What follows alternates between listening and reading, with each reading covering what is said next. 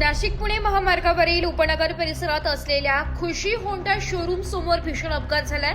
या अपघातात वाहनांचे मोठे नुकसान झाले। मिळालेल्या प्राथमिक माहितीनुसार भरधाव वेगाने येणाऱ्या एका वाहनाने नियंत्रण सुटल्यामुळे रस्त्यावरील इतर वाहनांना जोरदार धडक दिली। धडक इतकी भीषण होती की शोरूमच्या बाहेरील परिसरात उभ्या असलेल्या काही गाड्यांचेही नुकसान झाले। अपघाताचा आवाज ऐकताच स्थानिक नागरिक आणि शोरूममधील कर्मचाऱ्यांनी मदतीसाठी धाव घेतली आहे। नाशिक लोकशाही न्यूजसाठी प्रतिनिधी मानसी जाधव,